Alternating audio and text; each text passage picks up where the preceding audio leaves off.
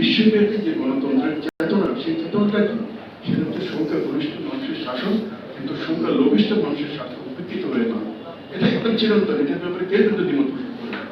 এই যে প্রচলিত এসটিপি যে পদ্ধতিটা আছে, এখানে কিন্তু সংখ্যাগরিষ্ঠ মানুষের শাসন তো থাকছে না, এটা সংখ্যালঘিষ্ঠের শাসন হচ্ছে, এবং সংখ্যালঘিষ্ঠের শাসন সংখ্যাগুরু মানুষের স্বার্থ উপেক্ষিত হচ্ছে। কিভাবে উপকৃত হচ্ছে সেটা বললাম। এই পদ্ধতিতে আপনি 30%, 35% এই ভোটে কিন্তু নির্বাচন করতে পারছেন, আপনি 40% ভোট পেয়ে আপনি নিরঙ্কুশ সংখ্যাগরিষ্ঠতা পেতে পারেন। এই ব্যবস্থায় জনগণের মতের প্রতিফলন, অভিপ্রায়ের প্রতিফলন যেমন হয় না, তেমনি ভাবে সংখ্যালঘিষ্ঠ প্রথম সংখ্যাগরিষ্ঠ আরো সাক্ষিত গ্রহণ করা হয় না। এখন প্রশ্ন হচ্ছে, আমরা আদর্শবাদী একটা জিনিস, যে আনুপাতিক পদ্ধতিটা, যেটা বিশ্লেষণ আমাদের মধ্যে আসছে, সেটাকে রাতারাতি করতে পারবো? হ্যাঁ, এই জায়গাটাতে কিন্তু একটা বিষয় আছে।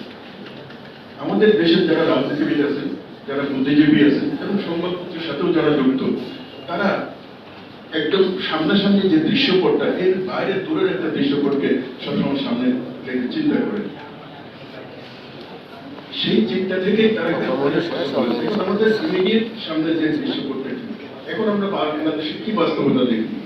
আমরা দেখি হচ্ছে কি, ফেব্রুয়ারি 22 তারিখ নির্বাচনের তারিখ ঘোষণা করা হয়েছে, এবং নির্বাচনের তারিখ ঘোষণা হয়েছে, এবং এর প্রস্তুতিও কিছু কিছু শুরু হয়ে গেছে, নির্বাচন কমিশনও প্রস্তুতি নিচ্ছে।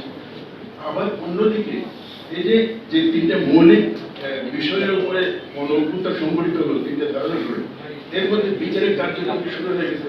সাইফুর রহমান ভাই আছেন, সাইফুর রহমান ভাই উনি জানেন, এটা কার্যক্রমটা শুরু হচ্ছে, যদি এখনো পর্যন্ত কোনো শাস্তি পায়নি, এটা ট্র্যাকের মধ্যে আছে। দ্বিতীয় যে বিষয়টা, সেটা হচ্ছে প্রিন্সিপাল যাতে ফিরতে না পারে, সেটার জন্য সংস্কারগুলো, এই সংস্কারের কিছুই কিন্তু এখন এক পর্যন্ত হওয়া যায়নি। এখন কি অবস্থাটা?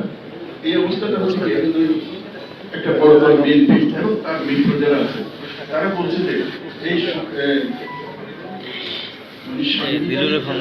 তার উপরে কোন ঐকমত্যের বিষয়কে